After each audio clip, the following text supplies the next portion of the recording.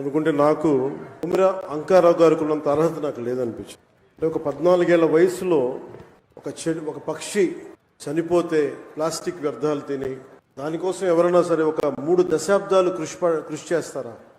14 ఏళ్ల వయసులో ఎవరైనా ఏం ఆలోచిస్తారు? ఆడుతా పాడుతా తిరుగుదామని అటు ఇటు తిరుగుదాం అనుకుంటారు, కానీ పర్యావరణం గురించి ఆలోచించే స్థాయిలో ఉన్నారు అంటే ముందుగా కుమిర అంకారావు గారిని ఈ కార్యక్రమానికి విశిష్ట అతిథిగా పిలిచినందుకు మనస్ఫూర్తిగా అధికారులకి, వారిని ఇక్కడ రావడానికి స్ఫూర్తి కలిగజేసిన శ్రీ నారా చంద్రబాబు నాయుడు గారికి మనస్ఫూర్తిగా నా కృతజ్ఞతలు తెలియజేసుకున్నాను. ఒకసారి ఒక వ్యక్తి చాలా చిన్నగా ఉంటుంది, మనం ఏం చేయగలం అనుకుంటాం. నాకు ఆయన్ని గురించి చదువుతూ ఉంటే ఒక నల్లమల పరిరక్షణ కోసం ఆయన పడ్డ తపన, గత కొన్ని సంవత్సరాలుగా ఆయన కొన్ని దశాబ్దాలు 3 దశాబ్దాలుగా ఆయన చేస్తున్న కృషి చాలా ఇన్స్పిరేషన్ అనిపించింది. ఈ కార్యక్రమానికి దీనికి మాట్లాడాల్సిన మరింత అర్హత, బలమైన అర్హత గౌరవ ముఖ్యమంత్రి నారా చంద్రబాబు నాయుడు గారికి ఉంది. నాకు ఎప్పుడు అర్హత వస్తుందంటే కనీసం నేను 1 కోటి మొక్కలు మన అంకారావు గారి లాగాను, లేదంటే గౌరవ ముఖ్యమంత్రి నారా చంద్రబాబు నాయుడు గారి లాగా ఒక చెట్టు నీరు కార్యక్రమం లాంటివి చేసిన తర్వాత ఒక స్ఫూర్తిదాయకంగా మాట్లాడే హక్కు నాకు వస్తుంది ఖచ్చితంగా. ఇప్పుడు దాకా నేను పర్యావరణం కోసం వ్యక్తిగతంగా చేశాను కానీ కొన్నిసార్లు, కానీ నాకు ఇప్పుడు ఈ అటవీ శాఖ కూడా పర్యావరణం 2 నా దాంట్లో ఉన్నప్పటికీ నేను వచ్చే సంవత్సరం ఇదే రోజుకి కనీసం 1 కోటి మొక్కలు నాటి, అలాగే ఫారెస్ట్ ఫైర్స్, అడవిలో కార్చిచ్చులు కనుక ఆపగలిగి, ఇందాక మన అంకారావు గారు చెప్పినట్టుగా, కుమిర అంకారావు గారు చెప్పినట్టుగా అడవుల్లోకి గొర్రెల్ని పొట్టేళ్ళు మేపడానికి తీసుకుపోయి అక్కడ గడ్డి కోసం కాలుస్తూ ఉంటారు.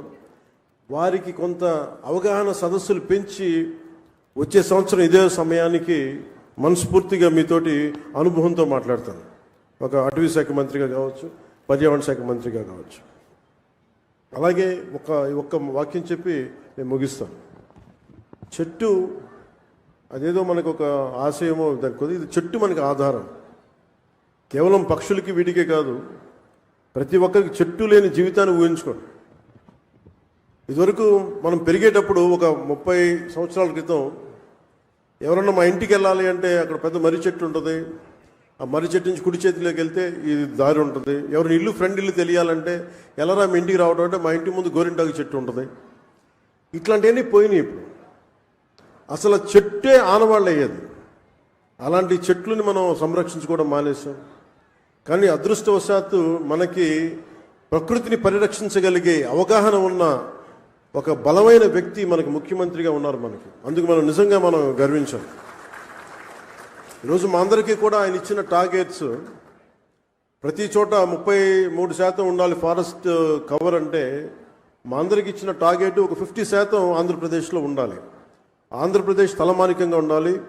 ఈ పర్యావరణానికి సంబంధించి కానీ, అటవీ సంరక్షణకు కానీ, నగర వనాలకు కానీ, చెట్లు విరివిగా పెంచడానికి కానీ, వాటిని స్ఫూర్తిగా తీసుకొని వచ్చేసారి మనస్ఫూర్తిగా కలుస్తాం తెలియజేసుకుంటూ, మీ అందరికీ మనస్ఫూర్తిగా ఈరోజు గౌరవ ముఖ్యమంత్రి గారు ఏం చెప్తారనేది మీతో పాటు నేను కూడా వినటానికి సంసిద్ధంగా ఉన్నాను. వారిచ్చే సూచనలు, సలహాలు తీసుకొని వచ్చే సంవత్సరం ఆయన మీద మనం పెట్టిన బాధ్యతని బలంగా నిర్వర్తించి ఆయన మెప్పు పొందేలాగా మనందరం ముందుకెళ్ళాలని మనస్ఫూర్తిగా కోరుకుంటూ సెలవు తీసుకున్నాను. జై హింద్. అనుకుంటే నాకు కుమిర అంకారావు గారికి ఉన్నంత అర్హత నాకు లేదనిపించింది. అంటే ఒక 14 ఏళ్ల వయసులో ఒక పక్షి చనిపోతే ప్లాస్టిక్ వ్యర్థాలు తిని దానికోసం ఎవరైనా సరే ఒక 3 దశాబ్దాలు కృషి చేస్తారా? 14 ఏళ్ల వయసులో ఎవరైనా ఏం ఆలోచిస్తారు? ఆడుతా పాడుతా తిరుగుదామని అటు ఇటు తిరుగుదాం అనుకుంటారు, కానీ పర్యావరణం గురించి ఆలోచించే స్థాయిలో ఉన్నారు అంటే ముందుగా కుమిర అంకారావు గారిని ఈ కార్యక్రమానికి విశిష్ట అతిథిగా పిలిచినందుకు మనస్ఫూర్తిగా అధికారులకి, వారిని ఇక్కడ రావడానికి స్ఫూర్తి కలిగజేసిన శ్రీ నారా చంద్రబాబు నాయుడు గారికి మనస్ఫూర్తిగా నా కృతజ్ఞతలు తెలియజేసుకున్నాను. ఒకసారి ఒక వ్యక్తి చాలా చిన్నగా ఉంటుంది, మనం ఏం చేయగలం అనుకుంటాం. నాకు ఆయన్ని గురించి చదువుతూ ఉంటే ఒక నల్లమల పరిరక్షణ కోసం ఆయన పడ్డ తపన, గత కొన్ని సంవత్సరాలుగా ఆయన కొన్ని దశాబ్దాలు 3 దశాబ్దాలుగా ఆయన చేస్తున్న కృషి చాలా ఇన్స్పిరేషన్ అనిపించింది. ఈ కార్యక్రమానికి దీనికి మాట్లాడాల్సిన మరింత అర్హత, బలమైన అర్హత గౌరవ ముఖ్యమంత్రి నారా చంద్రబాబు నాయుడు గారికి ఉంది. నాకు ఎప్పుడు అర్హత వస్తుందంటే కనీసం నేను 1 కోటి మొక్కలు మన అంకారావు గారి లాగాను, లేదంటే గౌరవ ముఖ్యమంత్రి నారా చంద్రబాబు నాయుడు గారి లాగా ఒక చెట్టు నీరు కార్యక్రమం లాంటివి చేసిన తర్వాత ఒక స్ఫూర్తిదాయకంగా మాట్లాడే హక్కు నాకు వస్తుంది ఖచ్చితంగా. ఇప్పుడు దాకా నేను పర్యావరణం కోసం వ్యక్తిగతంగా చేశాను కొన్నిసార్లు, కానీ నాకు ఇప్పుడు ఈ అటవీ శాఖ కూడా పర్యావరణం 2 నా దాంట్లో ఉన్నప్పటికీ నేను వచ్చే సంవత్సరం ఇదే రోజుకి కనీసం 1 కోటి మొక్కలు నాటి, అలాగే ఫారెస్ట్ ఫైర్స్, అడవిలో కార్చిచ్చులు కనుక ఆపగలిగి, ఇందాక మన అంకారావు గారు చెప్పినట్టుగా, కొమెర అంకారావు గారు చెప్పినట్టుగా అడవుల్లోకి గొర్రెల్ని పొట్టేళ్ళు మేపడానికి తీసుకుపోయి అక్కడ గడ్డి కోసం కాలుస్తూ ఉంటారు. వారికి కొంత అవగాహన సదస్సులు పెంచి వచ్చే సంవత్సరం ఇదే సమయానికి మనస్ఫూర్తిగా మీతోటి అనుభవంతో మాట్లాడతాను. ఒక అటవీ శాఖ మంత్రిగా కావచ్చు, పర్యావరణ శాఖ మంత్రిగా కావచ్చు. అలాగే ఒక్క వాక్యం చెప్పి నేను ముగిస్తాను. చెట్టు అదేదో మనకు ఒక ఆశయమో దానికి, ఇది చెట్టు మనకు ఆధారం.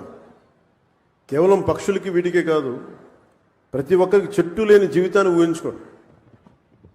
ఇదివరకు మనం పెరిగేటప్పుడు ఒక 30 సంవత్సరాల క్రితం ఎవరన్నా మా ఇంటికి వెళ్ళాలి అంటే అక్కడ పెద్ద మర్రి చెట్టు ఉంటుంది. ఆ మర్రి చెట్టు నుంచి కుడి చేతిలోకి వెళ్తే ఈ దారి ఉంటుంది. ఎవరిని ఇల్లు ఫ్రెండ్ ఇల్లు తెలియాలంటే ఎలారా మీ ఇంటికి రావడం అంటే మా ఇంటి ముందు గోరింటాకు చెట్టు ఉంటుంది. ఇట్లాంటివన్నీ పోయినాయి. ఇప్పుడు అసలు చెట్టే ఆనవాళ్ళు అయ్యేది. అలాంటి చెట్లని మనం సంరక్షించుకోవడం మానేసాం.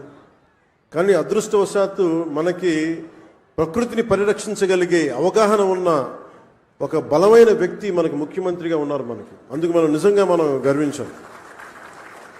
ఈరోజు మా అందరికీ కూడా ఆయన ఇచ్చిన టార్గెట్స్, ప్రతి చోట 33% ఉండాలి ఫారెస్ట్ కవర్ అంటే, మా అందరికి ఇచ్చిన టార్గెట్ ఒక 50% ఆంధ్రప్రదేశ్లో ఉండాలి. ఆంధ్రప్రదేశ్ తలమానికంగా ఉండాలి. ఈ పర్యావరణానికి సంబంధించి కానీ, అటవీ సంరక్షణకు కానీ, నగర వనాలకు కానీ, చెట్లు విరివిగా పెంచడానికి కానీ, వాటిని స్ఫూర్తిగా తీసుకొని వచ్చేసారి మనస్ఫూర్తిగా కలుస్తాం తెలియజేసుకుంటూ, మీ అందరికీ మనస్ఫూర్తిగా ఈరోజు గౌరవ ముఖ్యమంత్రి గారు ఏం చెప్తారనేది మీతో పాటు నేను కూడా వినటానికి సంసిద్ధంగా ఉన్నాను. వారిచ్చే సూచనలు, సలహాలు తీసుకొని వచ్చే సంవత్సరం ఆయన మీద మనం పెట్టిన బాధ్యతని బలంగా నిర్వర్తించి ఆయన మెప్పు పొందేలాగా మనందరం ముందుకెళ్ళాలని మనస్ఫూర్తిగా కోరుకుంటూ సెలవు తీసుకున్నాను. జై హింద్.